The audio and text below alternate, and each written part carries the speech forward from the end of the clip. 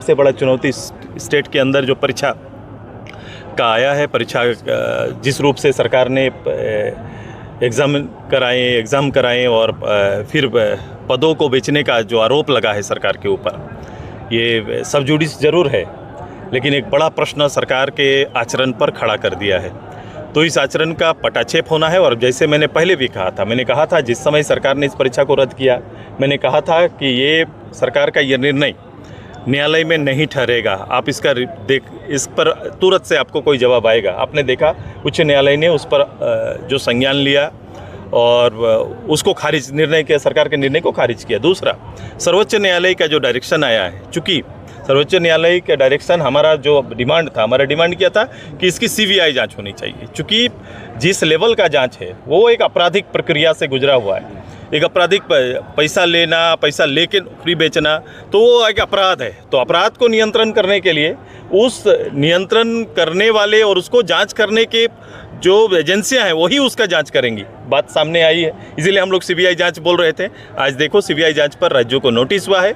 ये रिटायर्ड जज इसके लिए क्या उपयुक्त है? हमने पहले भी बोला था उपयुक्त नहीं होंगे।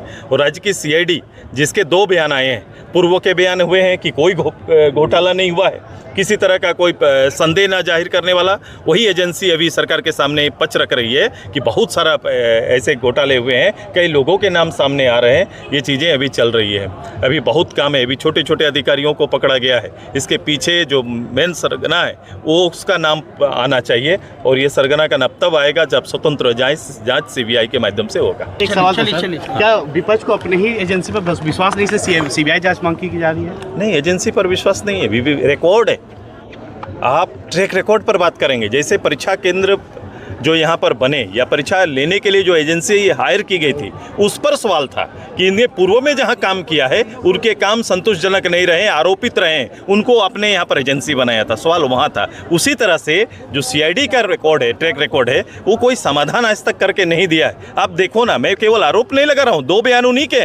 पूर्व में जब ये नौकरियाँ देने की बात थी तो बोला कोई त्रुटि नहीं, उसी की जांच करती है, और वही जब इसके जांच करने सरकार आदेश देती है तो दूसरा जांच होता है जिसमें आरोपित निकल रहे हैं। तो एक एजेंसी का 2 व्यवहार आपके सामने है, आप विचार करो क्या होना चाहिए।